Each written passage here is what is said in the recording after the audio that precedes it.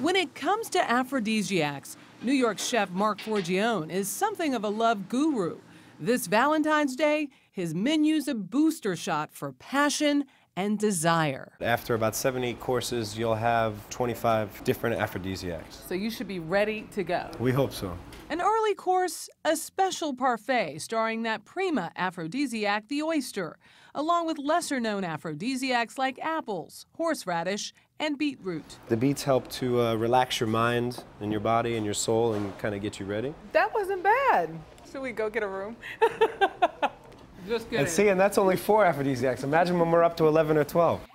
You'd be surprised how many things are considered aphrodisiacs. Almost anything that exists has been considered and tried as an aphrodisiac over time, from ambergris to zebra tongues, and a very long list in between. What does that say about us? Aphrodisiacs are bounded only by our imaginations, which thankfully are more fertile than the bodies we're trying to stimulate. Meryl Rozovsky is a physician who teaches food studies at New York University. Aphrodisiacs have been around for millennia. We all have the biological imperative to secure a meal and a date. Some pretty famous lovers populate aphrodisiac lore. Cleopatra seduced with milk baths and rose petals. Legend has it the Aztec ruler Montezuma downed 50 cups of chocolate before visiting his harem. And then there was Casanova. One of his favorite tricks was to seduce a young virgin by slipping raw oysters through her parted lips. What makes something an aphrodisiac? It starts with the name itself. Aphrodite was the goddess of love in Greek mythology.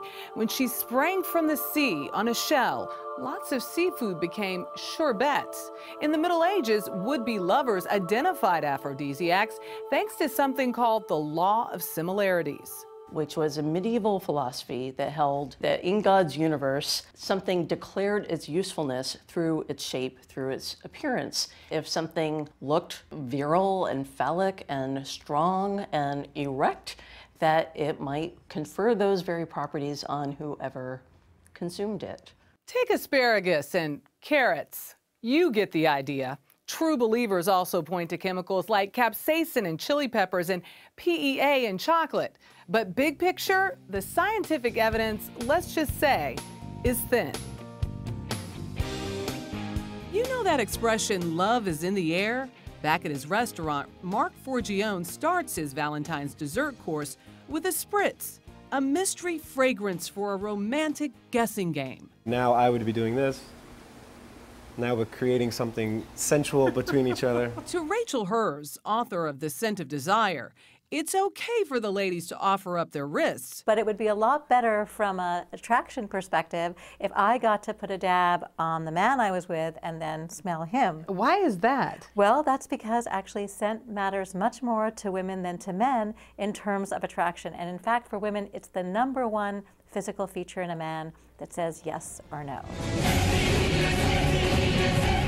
And despite what those Axe ads would have us believe, Rachel Herz says that in the realm of scent, just as with food, there are no proven aphrodisiacs. Except for if you personally have a smell that you find erotic or arousing, and therefore it's a scent aphrodisiac for you.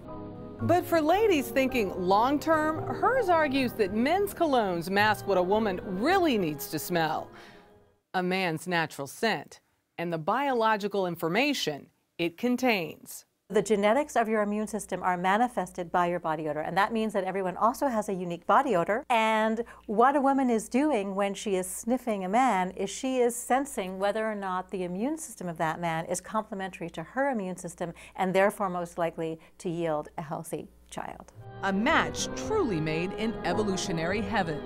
For all that, Herz says, as a species, we're gullible about what turns us on. It's learned, and just because it's learned doesn't make it not real. So if I have an association to roses that means romance for me, then it's romance for me. And if that works for you, it works for you, and that's the most important thing. But it's all up here. It's all up here. It's all here and here. After all, as Dr. Ruth Westheimer once observed, the brain may be the biggest sex organ of all. Very often, thinking something is an aphrodisiac may well make it so. The power of our imagination cannot be underestimated in the world of aphrodisiacs.